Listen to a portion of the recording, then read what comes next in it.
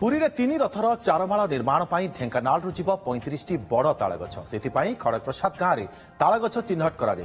श्रीमंदिर उन्नयन प्रशासकों समेत वरिष्ठ तत्वावधारक भोई सेवक और भोई सरदार तालगछ चिन्हट कर तालगछ को स्वतंत्र भाव पूजार्चना कर अनुकूल करने आरंभ होईछि तालगछ कटा कार्यक्रम। मोट 35 तालगछ मध्यरु माल पाई 20टी सीधासलख पुरी को जीव, बाकी 15टी कटक खपुरिया स्थित करतकल को चारमाल पटा तैयारी पाई जीवा नहीं स्थिर होईछि।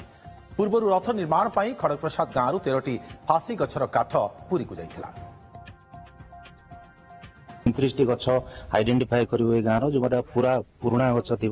सेमती गछ आइडेंटिफाई करू जोटा कि आमर चारमाल माल एवं चारमाल पटा व्यवहृत हम से 35 गोटी मध्य 20टी जीव आम पुरी जीव जोटा आम माल हिसाब से व्यवहार करा आउ जो आम बाकी जो 15टी रहा आम खपुरिया स्थित आम 100 मिल को जीव जो चारमाल पटा तैयारी कर। चलित वर्ष महाप्रभु रथ निर्माण आमर ये ताल गछ जाऊँगी से बर्तमान खड़गप्रसाद ग्राम आम 35टी ताल गछ सिलेक्शन कर व्यवस्था अच्छी 20 गोटी गछ आमर पुरी की रथ खड़ा को जीव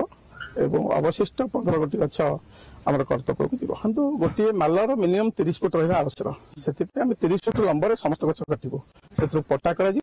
माल कर सिलेक्शन कर रखिले आज आसी ता भितर जो आवश्यकता अच्छी लंबा अवसर एवं जहाँ आवश्यकता अच्छी आज परखी से आज काटे खाली ट्रक लोड कर जीवे ये आम गाँव सौभाग्य प्रभु जगन्नाथ कम आम गाँव जो ताल गछ लगुच प्रभु आम लगुच प्रभु आशीर्वाद अच्छी।